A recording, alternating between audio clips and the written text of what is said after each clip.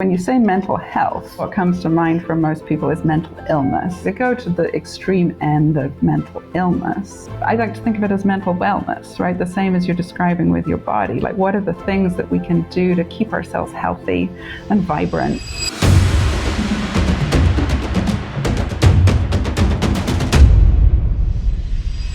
Welcome, friends. I'm Adrian Sinclair, and this is the Adrian Sinclair Show, where I chat with interesting people about interesting topics and hopefully bring some value and pro tips to you, the listener and the viewer. And today, my guest is Kat Houghton from ilumivu. She's the co-founder of the company that's in a space of digital therapeutics, merging together the mental health aspects with digital technology. So this is going to be an interesting show. I'm really looking forward to getting teasing out some of interesting things that Kat will be sharing with us. So welcome to the show, Kat. Really appreciate you having here, and super excited that you were able to join and chat about these interesting topics that we'll be chatting on today. Thank you, Adrian. Yeah, I'm really excited to be here, and I appreciate your invitation. You are a very interesting person. Not only are you in a space of psychology and mental health, you hold a doctorate in psychology, and you co-founded a company that seemingly merges these two disparate worlds of digital technology and psychology and mental health. And on top of that, you're a TEDx speaker. So tell us a little bit more about you and describe yourself. To start off with, describe yourself in 3 words. Oh, goodness. 3 words. Okay. Adventurous is the first word that comes to mind. Contemplative. And open is the 3rd word. I like it. I relate to the openness particularly because one of my mantra is be open to everything and attached to nothing. As in, look at different perspectives, look at different things that people bring in these conversations, and be open to them, because your perception may be not complete and not open to changes. So I definitely resonate with that. So tell us a little bit more about yourself. You are a TEDx speaker, and you spoke very passionately about the rights of nature in that speech that you made over there. And I wanted to, before we dive into talking about mental health and digital technology, I wanted to kind of hear a little bit more about your experience, how on a TEDx stage, and sort of like how did you marry the rights of nature with what you do? How did you prepare for that speech? And if there's anything that you would do differently if you would have given that speech again. Yeah, well, it was a really fascinating experience going through the TEDx talk. I've not done anything like that before. So it was definitely nerve-wracking. Right. But I think the thing that was so wonderful about it was that it really, having that deadline, you've got the 20 minutes max, right, and you have to be done. Like, you have to be done. There's no going over. So it really helped me to hone my message into something that was clear and could be delivered in that amount of time, which was really challenging because, as you said, like, I'm involved in all these different pieces, and the way my mind works is that it likes to see relationships. Which are also rabbit holes, right? So I start to relate, how does rights of nature fit into mental health? And there's this whole rabbit hole that opens up, and then I want to share that with people. And now I've got a 45-minute talk, which doesn't work. So it really helped. Just the discipline of having that time limit was really helpful to help me clarify what it is that I actually wanted to communicate, what was the sort of essential pieces of that. So that was one piece that came out of it. And the team around it, I did not do this alone. The way it worked, or certainly the way it worked with TEDx Asheville, and I don't know about other cities, was that the whole team of us, so it was the 10 speakers plus the people who were guiding and facilitating the event, got together, I don't remember how many times, I think 6 or 7 times over the course of about 3 months leading up to the event. So we all got to hear each other's speeches, we gave each other feedback, we kind of coached each other, and I very much felt like I was part of a team that were doing this. I wasn't doing this alone, and I think that made a huge difference, so that when I stepped out there onto that stage and all I could see was the spotlight, I literally couldn't see the 500 people that were sitting in front of me, which was really disorientating. I've never been in that situation. So when I was standing there, like just feeling very alone in the dark, literally, I knew I could hear them and feel them, like the team of people that were just off stage that had been rooting for me and with me for the last 3 months, which is, I think, what made it possible for me to stand up there and do that.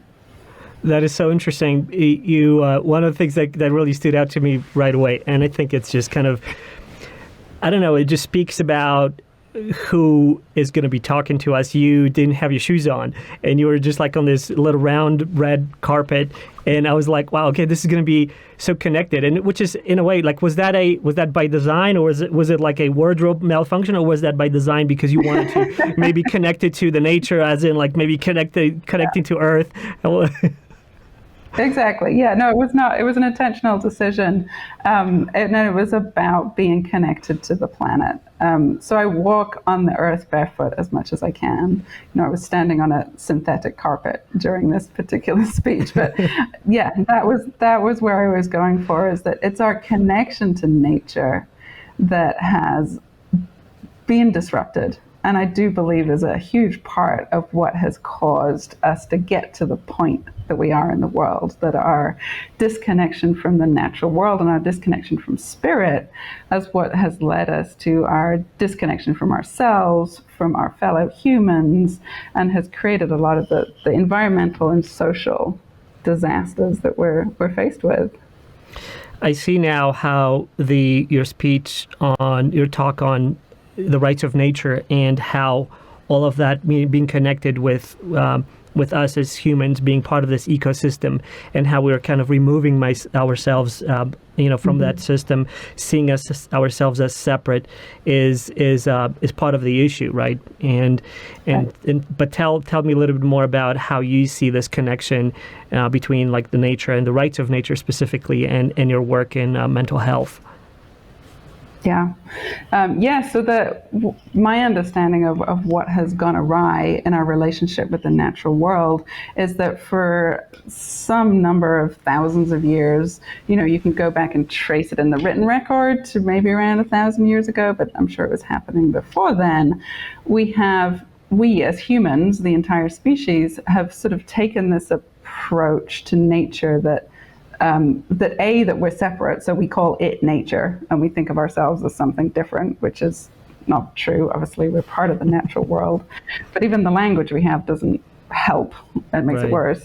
But we've taken this idea that somehow we are separate, we as humans are separate from the natural world, and that it is our right to then dominate the natural world and use it as a resource, and use it for our own purposes. And that is, there's literature and parts of different books you can pull out, from like 1500s and 1600s, that's actually saying this is our God-given right. This is our purpose on the planet, is to dominate nature and to use it for the advancement of the human species.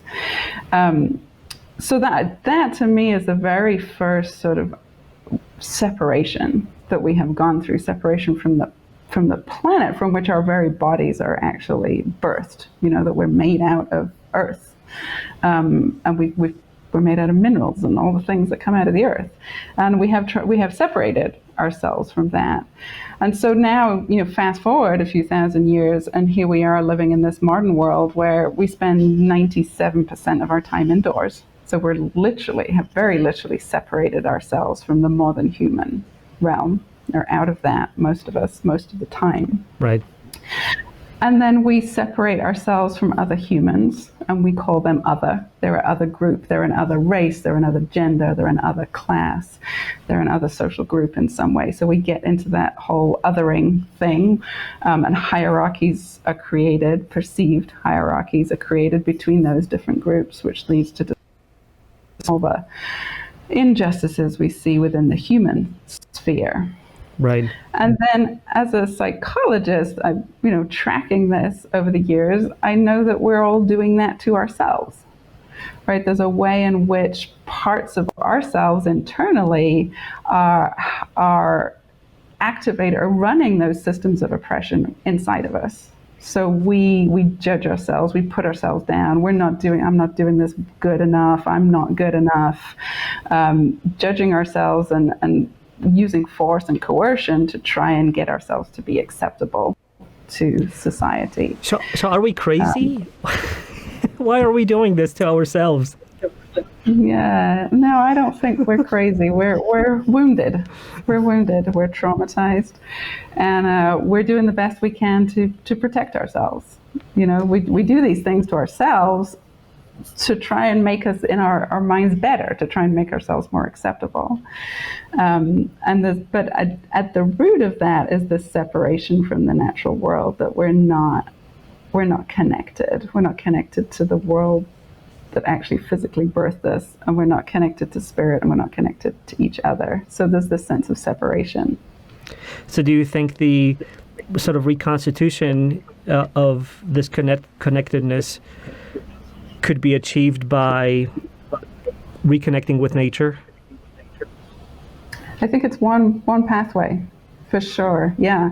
And I do a lot of work around that, help getting people out into the forest and feeling comfortable and dropping in and being aware of the relationships that you can have with the natural world. That's definitely one route. It's also reconnecting with all the different parts inside of us and embrace what often called embracing the shadow or parts work, like really looking at all those different voices that we've internalized over the years and bringing them all in with a sense of acceptance and gratitude that each one has something to offer and has served a function for us, and that we can be more conscious about which ones we listen to. It must be really difficult to do that, to kind of help people out, bringing them out right now, especially in the COVID pandemic era that we were in. COVID has devastated and has a huge impact not only on people's financial situation, but also about, which is much less talked about, their mental health and mental wellness. How are you as a psychologist? Give me some of the top pro tips that you can share. How do you stay mentally strong? How do you take care of yourself mentally in this space that we're in right now with COVID and pandemic and social distancing and all of that? Yeah. So the opposite of separation is connection, right? Which is a deep human need that we all have. Right. And connection can happen on many levels, right? So at the foundation for me is connection to spirit. And everybody conceptualizes that differently. We come from different cultural backgrounds and religions, and however each person conceptualizes spirit, something that's bigger than just me and this body. Right? How do I connect with that? And creating a daily practice around connecting with spirit in whatever way resonates for me is one of my first foundations. And then there's many other ways to connect. So connecting with other humans, and during the age of social distancing, that can be more challenging, but we have technology, and that allows us to reach out. And there's many ways, safe ways to connect with other humans, but really intentionally looking for the type of connection that nourishes you. Like, what is that? Is that like a playful connection? Is it a romantic connection? Is it a deep intellectual discussion? Like, what kind of connection are you craving? And all the different relationships in your life that bring those things to you, and intentionally seeking those and making time for those is super important.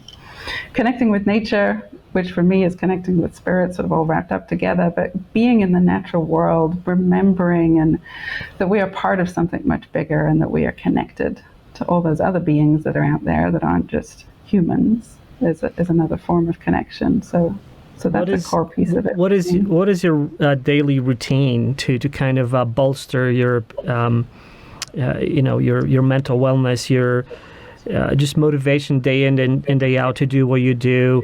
And how did you find those things? I mean, a lot of people meditate, right? Mm-hmm. A lot of people, you got to take care of your body, mind, and spirit, so to speak. Everybody's kind of like always pointing to that. But how did you find your own routine, right? Did you try different things, and what did you settle on? Like, what does your day start? What does your day look like when you started? Yeah, I don't think I've settled on anything. Like, it's a continual process of learning, and yeah, it's been layers and layers of it. So I started meditating probably 25 years ago, and so that looks different in different days for me. Certainly in the warmer months, it looks like me walking in the forest in the morning. Like, the first thing I do is I get out of bed and I walk out my door, and I have the luxury of having miles and miles of trails that I can connect to, and so that's usually my morning meditation. If it's Cup snowing, of coffee raining, or tea? Or just water? Neither. Water, and then I walk. Like, that's my first thing, is that I want to be in the natural world. And then so that can be my meditation. If it's colder, then I may sit on a cushion inside the house and meditate that way. But definitely being aware of my thoughts, being aware of what thoughts I'm feeding myself, and being really conscious about which ones I'm letting in is a big part of my practice. Ceremony has been a big part of my practice, creating ways to honor, is creating relationship again with the more than human world, creating ways to honor, make offerings, be grateful for those that are out there, those that have come before us, our ancestors for sure. And really just trying to carry that as much as I can into my day, being intentional to take that kind of relationship into my relationships with other humans, which is much more challenging often. Can I bring that level of respect and honor and gratitude to all of my relationships? And that doesn't always work out. And then, I go back in the evening and reflect on that and what happened and what got triggered in me and which parts of me came alive that I would like to wrangle in a bit more. And it's a process. It's a continual self-reflection. I like that you said that, because it is a process, right? It is a continuous kind of journey in figuring out what really works for you, and then just kind of, I like how you have introspection about thinking of like what works, for you, or how something happened and how it kind of made you feel, because, oftentimes people just have this like, okay, this is the thing to do, therefore I'm going to do it, and whether I like it or not, this is, someone told me that I should do it, so I'm going to do it. And I think it's more of a feeling out on of like what really works for you, because that's what you're going to really stick with as well, right? If you're going to try to push yourself into something that doesn't feel natural or good to you, you may do it for a little while, as someone may be motivating you to do it, but then after a while you're just going to kind of leave it because it just doesn't kind of resonate maybe with you, or it doesn't click. What were some of the things that, some works or things that inspired you to try new things, or anything specific that you kind of either, a book that you were exposed to, or maybe someone, or a talk that you were like, wow, okay, I never thought of it. Let me give it a try. Any inspirational mentors in your life in that respect? Yeah, I can certainly give you a list of resources, but the thing that really I think it's life, right? It's life that challenges you to go deeper. It's life events that, if you're willing to lean in to them and feel them, that's where the real learning comes from. And that's where the motivation to seek out, okay, I need more instruction. I need a new book. I need a new teacher. I need a new practice, whatever it is. Like there's some yearning inside of you that is calling for that, which happens, again, this is relationship, right? It happens in response to life events. So I recently, the last 2.5 years, went through the loss of my partner. He was killed in a motorcycle accident suddenly. And I can't describe to you what happened for me in that process. I don't have words for it yet, but part of what now, looking back over the last 2 years, is that I see that triggered an opening in me. It triggered a greater need for understanding life and death and the spirit world and how we're all connected. I could still feel him, even though he was no longer in a physical body. And it opened up all sorts of questions for me that I didn't at that time have answers to, and I'm starting to maybe have some semblance of an answer to. And that pushed me into, and I say push because it really felt like that. It didn't, it really felt like I was being pushed into this new level of understanding and a new level of depth of my own emotional experience. Grief is there's an emotion that I hadn't figured out, and I still haven't figured out how to intellectualize. I can't talk myself out of grief. It just takes over. my body. And it pushed me into this whole other piece of work, which was the rites of passage, guiding and working more with the natural world and the unseen world. Do you feel like that as a psychologist, do you feel like you were better prepared to deal with it because you could intellectualize parts of it, even though you said that the grief part is difficult to intellectualize? Or do you think that at that point when that tragedy happened to you, you basically just, you were just another human being that had to deal with a trauma? Both. I mean, I like to think that my training in Western psychology was really training in mind, right? We're forgetting the rest of it, the body and the relationship to the rest of the planet. I like to think that helped me in some degree, and it helped. I think honestly it was more the meditation that had helped me, that I was able to separate myself to some degree from the thoughts that were going through my head and to witness myself having the physiological experience of grief. To some degree, and then there was other times where I was just in it. I was just feeling it, and that just had to happen. And I think that's part of the process. It does have to happen. But it also pushed me up against the edge of understanding from a Western scientific viewpoint, right? That we don't, as a culture, we don't address death. It's not something we talk about. There's very little research. There's very little understanding. So that if you take the mainstream Western scientific view on death, then that was the end. That was the end. There is no more. It's just like annihilation, right? Which, in that place for me, it was just not an acceptable answer. It was like, this is not. No, I'm not taking on that worldview. And so it forced me to seek other worldviews that felt a lot more nourishing and a lot more supporting. And that's where it really pushed me more into the ceremonial work and work that's based in indigenous wisdom that very much holds that these spirits are still with us and still accessible in different ways, and has a long lineage of tools and techniques and ways of being that allow you to access that. And and I made a very conscious decision, from someone who's been trained in Western psychology, I made a very conscious decision to put aside beliefs that I may have gathered along the way and actually really try something new on. And it opened up a whole new world of experience for me.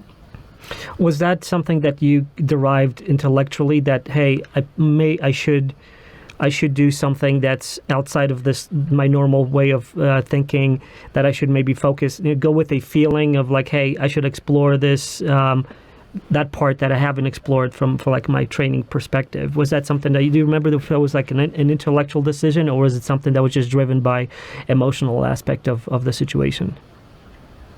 It was both. It was definitely driven by the feelings in my body, right? That I just didn't know what to do with all this. This was the most emotional energy I've ever felt in my entire life. Like, I was just overwhelmed by grief. And that was what forcing me for something different needs to happen here. Which then led to my mind making that decision of, okay, I'm going to put aside this Western scientific worldview for now, and maybe I'll pick it up later, but I'm going to be open to putting that aside and looking for other worldviews that would feel more supportive and nourishing. And as I did that and I leaned into the discomfort of that, then I started to find ways to help the grief move, and the grief to be able to merge with gratitude and love, and that becomes something, I don't know if it's more manageable. I think it is more manageable than it was 2 years ago, but something that's richer, that's more nourishing, that is more able to inform my steps in the world, rather than it just being something that I can package up and say, okay, that was that experience, let me put it on that shelf. It's something that's still alive in me and still changes how I interact with life. Mental health, the aspect of what's happening right now with COVID and how it's impacting people, and the stigma that's surrounded with mental health. And I'm kind of connecting what your experience to that, because when you find yourself after a traumatic experience, whatever it may be, whether it's a loss of a loved one or some kind of traumatic experience, there is still that huge stigma around mental health. We know that we need to take care of our bodies. We know that we have to take care of our, through exercise or food or, all those right components. But in terms of what's happening between our ears, in our brain, it still has this kind of, this veil of like, wow, you don't need to go and see a counselor or a therapist because like, what are you, what's happening? Are you not right in your mind? Like all of that is still kind of carrying a lot of baggage. What do you see, that can potentially change in the near future for people to change that perspective on that so that doesn't carry as much stigma? Yeah, absolutely. Part of it is the language we use, and then part of it is talking about it. So when you say mental health, typically what comes to mind for most people is mental illness, right? So they think about people with schizophrenia or bipolar disorder or people who are suicidal. Like they go to the extreme end of mental illness, which is one end of it, and it's very real, and yes.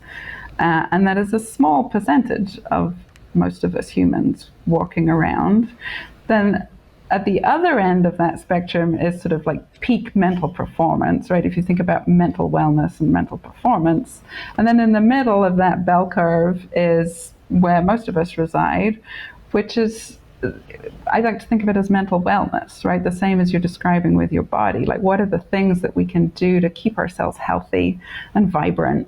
And it's not because we're ill or sick, it's just because we want to feel more healthy and vibrant, and we want our minds to work well, and we want our emotions to work well, because that makes all our relationships work better and makes everything just feel better.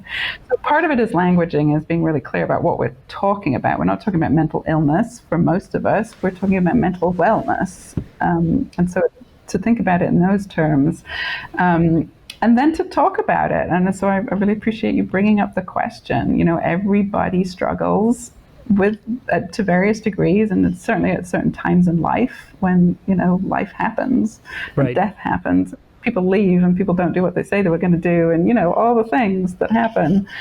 That if we have a way to just talk about that and say, this is going on for me, this is my experience, and get rid of this, like this in our culture. I grew up in the UK, right? So the British culture, there's this whole thing about having a stiff upper lip, which I don't know, it might translate into American, but it's the same thing, like this sort of cultural veneer that everything's fine. Yeah. There's no problems. I got this, which we've all grown up with, and is really damaging. Yeah. It keeps us separate from each other, and it keeps us separate from ourselves. It keeps us from acknowledging, hey, actually, no, I got really hurt when you said that thing, or when this thing happened, I felt angry or felt frustrated. And to acknowledge it, because otherwise we're separating our minds from our bodies, which is another version of separation, right?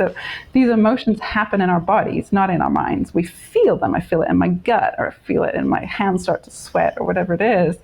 And to have that stance of like, oh, that's not happening, no, I'm fine, cuts us off from ourselves, stops us being fully who we are. And when we allow ourselves to drop that and say, okay, yeah, there's something happening in my stomach right now when you said that. What is that? I'm feeling hurt. I'm feeling disappointed. Can I put a word to it? Right. And then can I start to explore what other thoughts I have that are attached to it, and what is it triggering from my past? And, you can start to get into understanding it. Then you're understanding yourself much more. So you have a much greater self-awareness of who am I and how do I operate in the world, and what are the cultural systems that I'm running that cause me to behave in certain ways. And then if you do that in conversation, whether it's with your therapist, with a counselor, with a friend, with your partner, with whoever, now you know me more. And if you do that too, then I know you more, and we share our own vulnerability and create a much deeper connection than we would have previously had when we were walking around saying, oh, everything's fine, no problem. Yeah, it's very important, what you just mentioned, which is the language, the use of language, the awareness, talking about it, and maybe starting all of this at home, where you nurture that environment in which you are open to talk about these things and without judgment, because that's where it starts, right? That's sort of like the nucleus of that even approach perspective. So that when if every family would do that, then hopefully it would kind of permeate then other spheres, like in the business and in the workplace, where people would be, you know, I'm not talking about even like oversharing, but just at least being capable of mentioning, like, look, I have something going on in my mind, like this is what's happening, sharing and having that aspect. So even before going and seeing like a professional, you know, therapist, counselor, even at that layer, it would be sufficient to at least kind of externalize those feelings, so people would be more empathetic. And it's a two-way street too, right? Like when someone shares and you share, that empathy kind of builds up on both sides,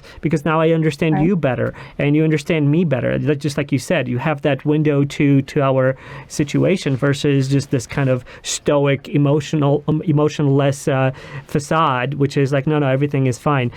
And I also feel that men are at a even greater disadvantage in that respect, because we men, we have this like, oh no, you got to be a macho dude, you have to like just shove those feelings down, you know, nothing, it's okay, and it just eats up inside of you. And you know, we talked about it offline before, that my wife is a mental health counselor, and she, in her therapies, like she mentions how destructive that can be when people just kind of suppress these emotions. Like, no, everything is fine. I'm good, and then just it comes out in other unexpected ways, and they're like, what just happened to me?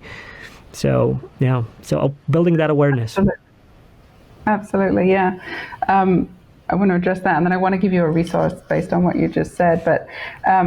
That exactly, men in our culture are very much like encouraged to stuff down their emotions, and we've all got to take responsibility for that, right? Because we all perpetuate that system, and we tell boys. I still hear little boys being told, you know, boys don't cry, don't cry, boys don't cry, and that gets internalized. So it's and we're all part of perpetuating that. So the more conversations we have about talking about that and being aware of the gender biases we have with our children. I was told as a child, little girls should be seen and not heard, which basically told me what I have to say is of no value. It's just about what I look like. And I internalized that from a very early. It's taken me years to unpack that one. But the more, you know, having other women to talk to about that, and men having other men to talk to is really important. And I want to go back to what you said about, yes, in the family, that's maybe the first place to start with your own partner, spouse, is to start sharing more about your emotional life. And I want to recommend NVC, which is Nonviolent Communication. Marshall Rosenberg was the founder, and he wrote a wonderful book. And since then, many other people have written books and teach courses, and there's so many resources out there, a lot of them for free, that I would highly recommend starting with nonviolent communication as a way to learn how to express emotional content, because it's not just about blurting it out in an angry way, you know. Right. That's probably not going to get you where you want to go. There's ways to do it that, as you said, create empathy and help generate a sense of empathy between the two people that are speaking. Yeah, the worst things that I found, like in my own personal life, when you build up that emotion and you suppress it, and it kind of just stews inside of you, and then something triggers and kapow, there's this explosion of everything, and then, you know, even when then your even loved ones, they have to be like dodging like all these emotions flying by them, because we're just so compressed, and it's like a supernova just exploding, and all of this is just flying, and it's emotional, it's intense, it's chaotic, and all of that, versus being able to kind of almost real time as these things happen to you, having that confidence and having that space in which you can share those things that kind of like just slowly, you know, release that pressure, offload that stuff, and have that conversation, so that it's not even overwhelming to your partner and loved one as well. So they're not like, oh my gosh, what's happened? Who took over your personality? That's right.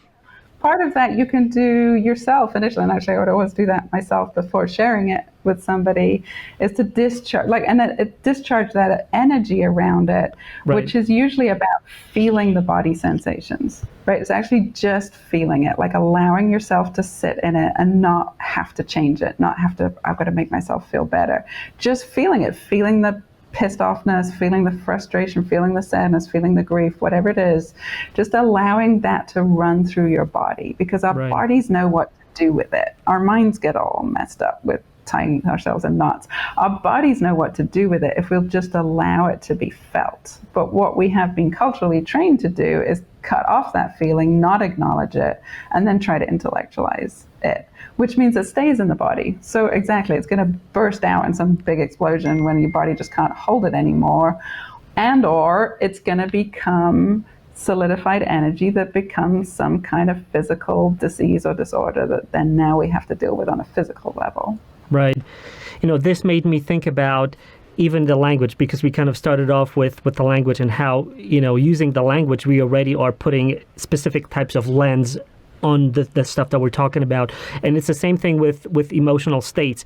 When you say I'm angry instead of like I have anger in me, you already, when you say I'm angry, it's almost like you are made of it, right? Instead of like the subject object. If you say like, oh, I have anger in me, even though it kind of sounds weird in the language, it at least makes that separation that you have that emotion in you, and then you can observe it almost like a witnessing experience that's like, oh, okay, notice that emotion, but you feel it, then you can kind of like see it as a separate thing instead of like I'm building out of anger blocks or something like that. So even that kind of perspective on it would be helpful for you to deal with those emotions. What do you think about that?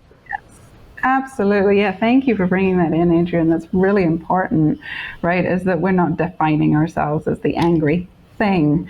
And that's a step already from where a lot of us start, which is you made me angry, right? Which is a whole nother kettle of fish that you're getting. So firstly, owning it yourself, it's my anger, it's inside me, it's my experience and thought, triggering that. But yes, it's a thing that I'm feeling right now in this moment. It's not who I am. It's really important.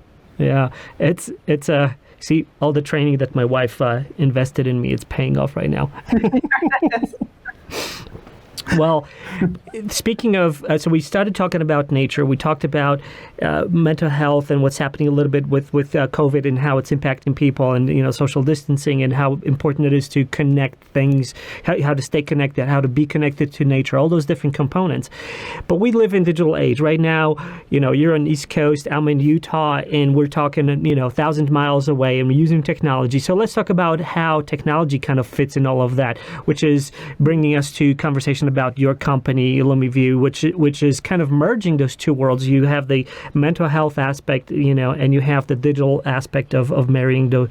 And how do you combine those? Like, what made you start the company? You're a co-founder of it. Tell us a little bit more about that. Yeah. So I started the company in 2009 from seeing a need. At that time, I had been working with children with autism and their families, and I'd been in it for some number of years. I did it for 15 years total. Right. But I started to see very clearly this need for parents who were running programs for their children. Children with autism have very complex needs, and often there's a wide interdisciplinary team of people. So there's a physician, there may be an educator, there may be a nutritionist, there may be a physical therapist, an occupational therapist, some kind of other therapist. There's like so many people involved and so many different approaches being used with the child, from medications to supplements to food to physical therapy, occupational therapy, play-based therapy, behavioral, it's on and on, this list of all these different types of modalities that parents are trying to navigate. Right. So I wanted to firstly create a data capture system that allowed parents to keep a track of what are they using on a particular day and what symptoms or changes are they seeing in their child, so they can have a bit more of objective view. Over the week, over the month, they can look back and say, oh, when we started doing the vitamin B12, we did see an increase in eye contact, but we also started doing this other thing at the same time, and like starting to just make sense of all those data.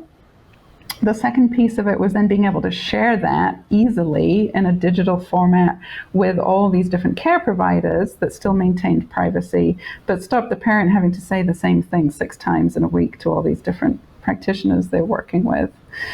And the third thing was to be able to make access to interventions, to treatment programs, more accessible, right? So at that point, I was working in a modality where I would work intensively with one family for many hours a week. And we get deep in there. And it was beautiful, beautiful, heart-opening work. And, after years and years of doing that, I became aware that there's only so many families in a year that I'm going to be able to reach. Even when I started doing group trainings and then training professionals who could train other parents, there's still a limit on how much time I have. Right. And I saw software and technology as an avenue to open that up, to make interventions and education more accessible to people that either couldn't afford to work with somebody like me intensively, or just were never going to be able to get there, or there was a language barrier, or, all the different barriers that was just stopping people being able to access that. So that was really what motivated the wanting to shift out of being sort of a one-on-one service provider into technology, because people often were like, what on earth? Like, that's such a strange leap. It seems like a big leap, and it was. In terms of my day-to-day, it was definitely a big leap. But for me, it was also sort of just a continuation of how do I make a bigger impact, and how do I share what I have been privileged to learn with as many people as I possibly can. Right. So that's really where it started from. When you started on that journey to design and build and develop your company, how did you think it was going to turn out, and how did it actually turn out? What were some of the, if you had big surprises or big right or left turns as you were developing this? Share some of your the journey along the way of building this successful company that you've built. Right. Yeah, no, it's a very different company than we envisioned 11 years ago when we started. As I said, we started really to help parents of kids with autism, because that's the bubble that I was in at that point. And we created some things for that community. And I separately, as I was getting my doctorate, created training programs that are now still being used in underserved communities in Argentina and Poland for parents of kids with autism. But it became very clear that what we had built was applicable to a much, much wider audience. And then once I stripped the autism content out of our software, we realized that what we had was a platform that could not only collect data from people as they go about their daily lives, but can also deliver what are now called just-in-time adaptive interventions, which basically means you can tell us a little more about what that means. Right. It basically means that you can deliver the intervention, the treatment, the piece of content, whatever it is that you're delivering, in the moment where the patient or the client really needs it, right? So typically we have this, every week or every month you go to your therapist, counselor, teacher, doctor, whatever it is, whatever practitioner you're working with, and you sit in their office and they ask you some questions. Maybe you fill out a questionnaire and you talk to them. So we get these sort of snapshots of how people are doing every week, every month, whatever it is. But that's not where you implement what you're learning about yourself, right? So you implement it in your daily life. So if you think of, our system has been used for a lot for substance abuse recovery, suicide prevention, delivering mindfulness interventions, those kinds of things. So if you think about somebody in a substance abuse recovery program, maybe they're trying to quit smoking, they're trying to quit drinking, quit using drugs, whatever it is. They may have some work, they may go through probably a detox in a clinic with the help of different therapists and counselors. And that lasts for some number of days, right? And then they go back out into their lives and have to figure out, how do I integrate all of these new things that I've learned into my previous relationships, my previous work, whatever it is that they were already involved in. They've got to be able to find a way to bring that into life. And that's the tricky part. And you can't have a therapist walking around next to you 24 hours. You probably didn't want that. That would be, you don't want that. But I live with one. Right, well, it's different. You do want that. That's fine. But no, I definitely hear what you're saying. It totally makes sense. It's when things are happening to us and we need that immediate intervention, unless you have like a therapist on retainer where you can just kind of call them up at any point and get that help. It's difficult to, it's not like, it's like having a broken leg and you're seeing a doctor once a month. They're like, no, it's okay. I'll wait until next month, to deal with my broken leg. You want to do something right now, right? So it's kind of like I see that parallel by using technology to be able to hey, this is how I feel right now. Give me a snippet of something, information, a pro tip or something. What can I do right now? A resource that I can deal with in this very specific situation that I'm in right now. So the key point, though, about the phones is that you don't have to know how you feel, right? So that's not how it works. It It's not that you're like, oh, I'm not feeling good, let me look at my phone and see what information is here for me.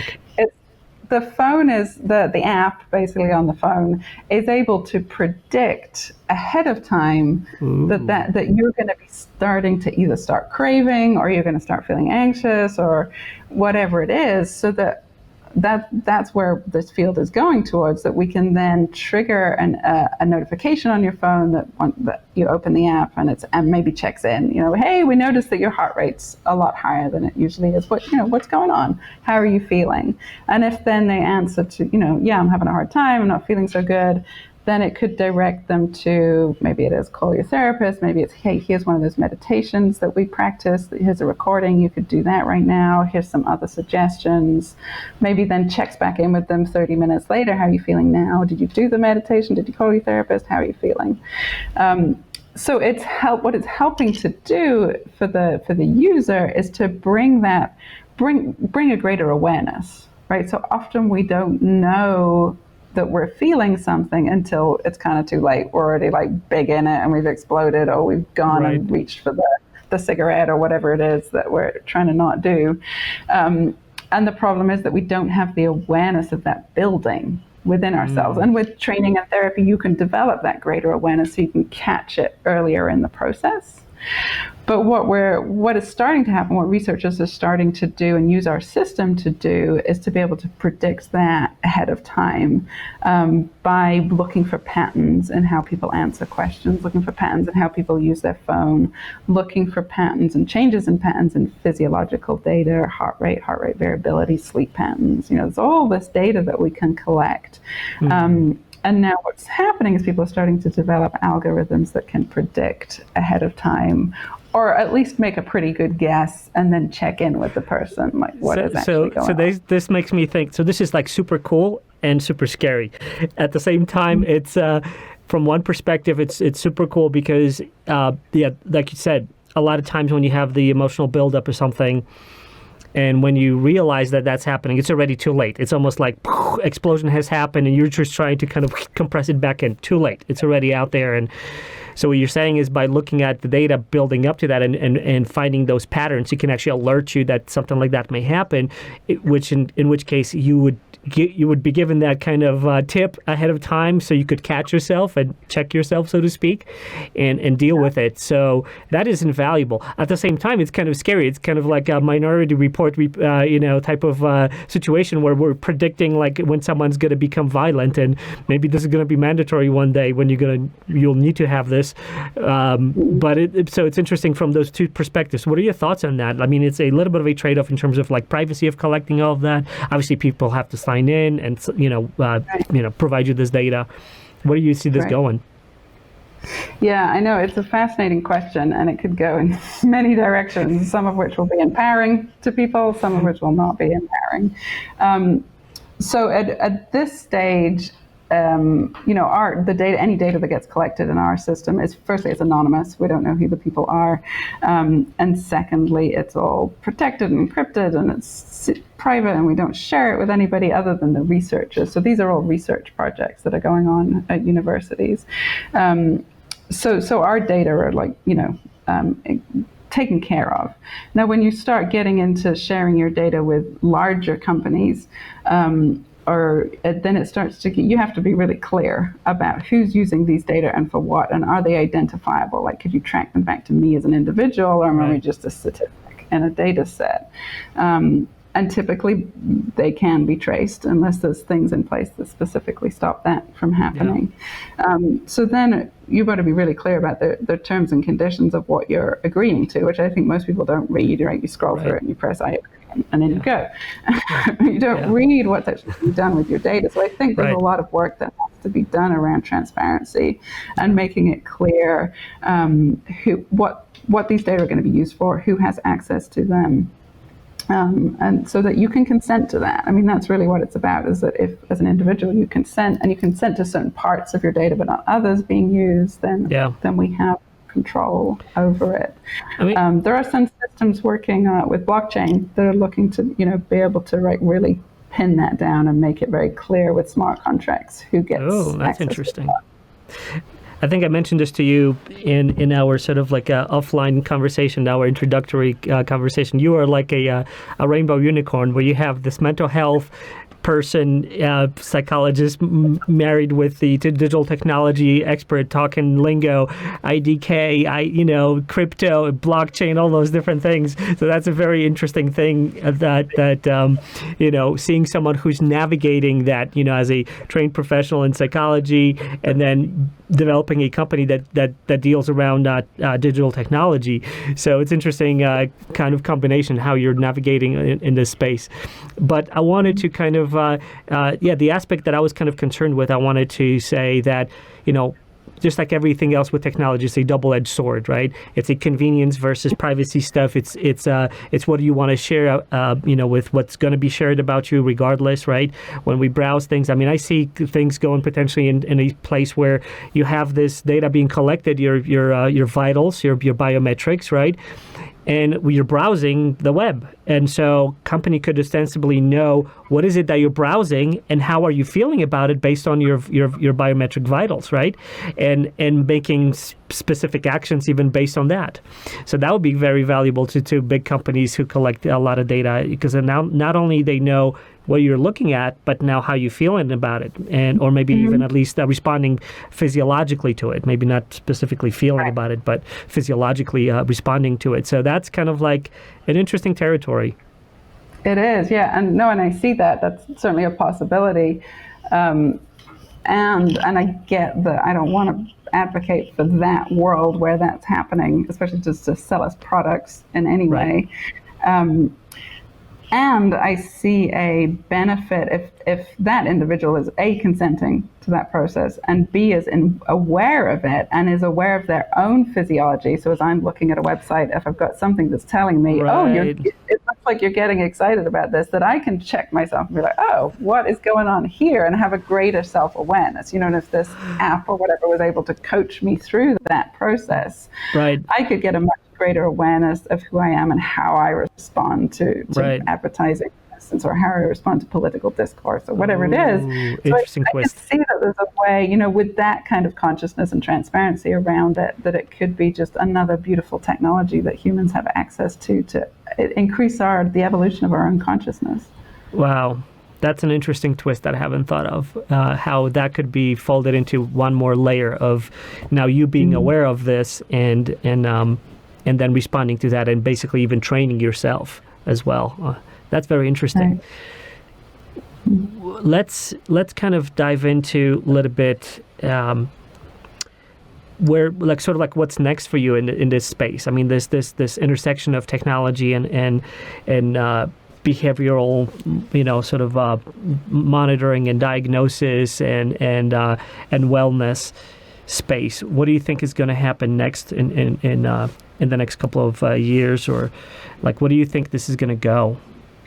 Yeah, I think certainly for where we're going is into the digital therapeutics space, which is a sort of a new thing that's emerging, where the FDA are approving apps and pieces of software to provide therapeutic content, and whether that's medical therapeutic or mental health therapeutic, both. So moving more into being part of providing software systems that enable that, so more people have access to different treatments is a big part of where we're going. And there's also some specific projects around that are coming up now. One of the very next steps for us is a partnership with a company called Psytech, who are out of Israel and are focused on the psychedelic assisted therapy space. So they're working with clinicians all over the world who use psychedelics that are legal in whatever country they're working on, obviously. So in the US, it's mostly ketamine at this point, although there are others in the FDA pipeline that are coming. Right. But working with therapists and mental health professionals who are using psychedelics to enhance their therapeutic practice. So we're in the process of creating a platform and an app that would support patients who are going through that process, and also support the clinicians in being able to make better treatment decisions for those patients based on the data that's coming back from the app. And that's a piece that's really exciting for me, not only because our technology gets to be used in the direct provision of therapeutic intervention, which has always been my vision for it from the beginning, but also working with psychedelics, that this is, the research basically got squashed after the 70s with the laws here in the United States, and stopped research happening for the use of psychedelics and therapy. Although there was a lot going on in the 50s and 60s, that got stopped. So that's now coming back around. There's a much more research that's coming out on the benefits of various different psychedelics, and how that helps us to, we go back to this connection, right? So a lot of people, you talk to people who've had some kind of psychedelic experience, whether therapy assisted or not, they just did it on their own, you come back to this experience of connection, that people are able to reconnect with spirit, with God, with the universe, reconnect with the natural world, and ultimately reconnect with themselves. What are your thoughts on this on the psychedelic assisted therapy, in terms of like you mentioned? I mean, it's varies by country depending on the legality of the psychedelics that are being used in it. Have you had any experience with seeing like the effects of that? And I really like your how you brought this back into the connection, because that's what I think is actually those plant medicines or whichever derivatives are offering, that kind of this maybe help with us and them, that disconnect, that disconnection from the nature and everything. Have you had any experiences with that, or like being part of like a therapy or a study or something where you could see like how this affects by like larger numbers? Because obviously we've all heard people talking about it that are sharing their own experiences, but I'm curious about like any kind of studies maybe out there that you've seen or heard of, or that are kind of like maybe scientifically substantiating this. I know this is like still in sort of like inception, because there's very few, it's at least specifically in the States, Johns Hopkins, there's a bunch of universities that got licensed to do these studies, but I'm curious from your perspective where you see. Yeah, no, so I haven't personally been involved in any of these studies. This is coming into my awareness now through this new partnership with Psytech, who are very deeply involved in that work and have been creating. They've created an international summit to bring leaders in this field together and bring community together, and have created a really wonderful community around psychedelic treatment research. And so, yes, you referred to like the various studies coming out of Johns Hopkins, Imperial College. The MAPS organization has been instrumental, from my understanding, in making this just more accessible again, and more something that people can actually research. So there is still a sort of small part of the research world that's growing and growing, and it's growing very rapidly. From the studies that I've seen and the reports that I've heard, that this kind of treatment can be incredibly beneficial to people who are maybe having some kind of chronic substance abuse. Certainly I've seen reports on that. People with major depression, people with treatment-resistant depression, those that have the therapists who just got to like, nothing's working, let's try this. And it's really made a huge difference to people with chronic pain. There's many different types of people that have seemed to benefit, and it seems to be very quick. It's like a few sessions, a few doses, and then the therapeutic context around that, it seems to create very dramatic results very quickly, and seems to be something that definitely requires a lot more research, but really warrants that. Like there's something here that's really working for us. Do you think it's why the efficacy of it is so high? Do you think that there might be something to the fact that when we feel that connection back with nature, with whatever you want to call it, spirit, the universe, and everything, gives us a different perspective that kind of allows us to heal ourselves? What do you think is happening there? Yeah, very much. It seems that stepping into that worldview, right, which is very different from dominant culture, North America, but stepping into a worldview where everything is connected with everything else, that I am and you are an integral part of the universe, right? We're not just a separate little thing thinking about whether we're worthy or not worthy. We are integrated Like the universe doesn't function without us. We are part of it. We are here and here for a reason, I believe. That sinking into that worldview, so having an experience on psychedelics that sort of just makes that very apparent to you is only the first step, right? Because then you come back out of that and now you're back in regular consciousness and in your regular life. And how do you then take that and be able to see through those eyes when you're just in a regular state of consciousness? And that's the journey, that's the process that I believe is unfolding as people are starting to see themselves connected to themselves, connected to each other, connected to the natural world and to spirit, and that gets back to that underlying root of separation that has, I believe, being the root of causing so many of the problems that we see in our world, including the mental health crisis. The apps that you guys are developing, marrying the technology and mental health, right now you have over 10,000 users. Where do you see this kind of? Do you think that this is going to be something that's going to be used by by almost like everyone, or do you think this right now this is like primarily, as I understand it, for like researchers to help them, but also like this is going to? Do you think this is going to be something that everyone is going to have at some point on their phone? I hope so. I mean, everyone's a big word, right? But we have been for 11 years, like really focused on supporting research projects. We're now at a point where we're pivoting much more into commercial partnerships, like this partnership with Psychedelic that I mentioned. So their plan within the next few months is to roll this system out into 1,000 clinics across the world. So ketamine clinics in North America, psilocybin clinics in Europe and Central America, and different places where psychedelic-assisted therapy is happening, and to roll it out to doctors and clinicians who then roll it out to their patients. So that's an obvious sort of next step for us. And we're in the process of building other partnerships similar to that would allow then this software in its various different forms, which is really at the heart of it about connecting our mental wellness to our medical, physical wellness, and sort of connecting those pieces can be used by other clinicians and with different populations that they're working with, drug abuse, suicide prevention, these things we've done a lot of research projects on, supported a lot of research projects on.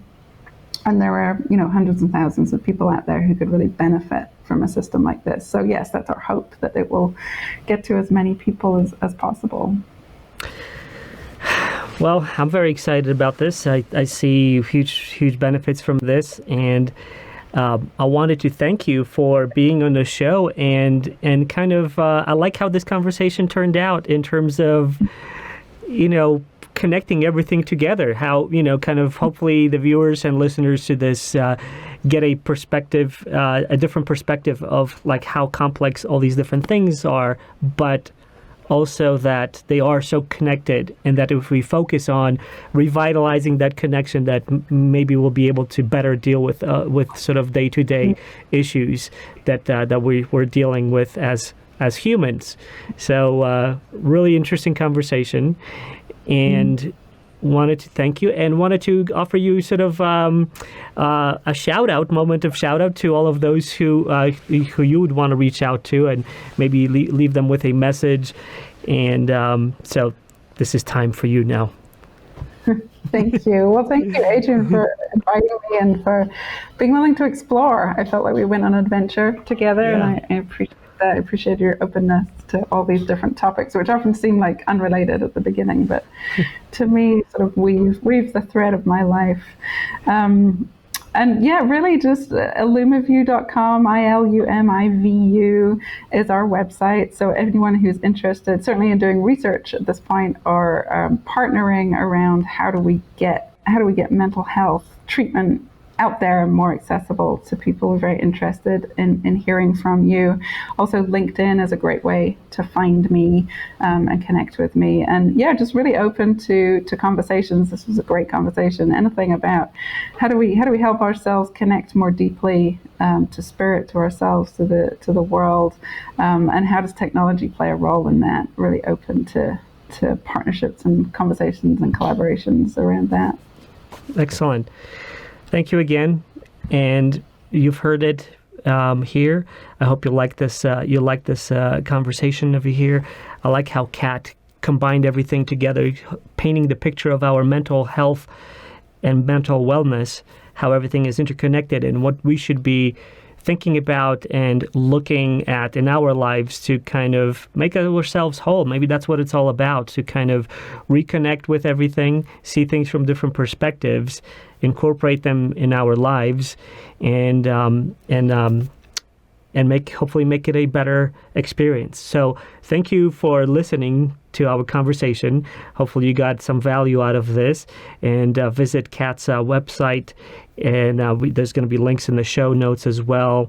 And if you are a clinic that deals with psychedelic assisted therapy, there's a lot of ketamine clinic, and we're going to put some links over here. We're in Salt Lake City in Utah, and we were working, actually we had a ketamine clinic over here on the show as well, talking about that specific therapy. So check out some of the links that we're going to post over here somewhere about those conversations, so if you want to educate yourself a little bit more about that.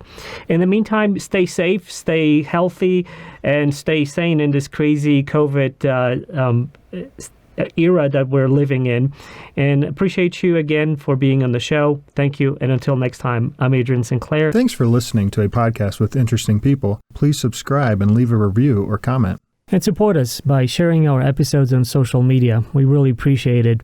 And for more information, visit us at apodcast.com. Thanks.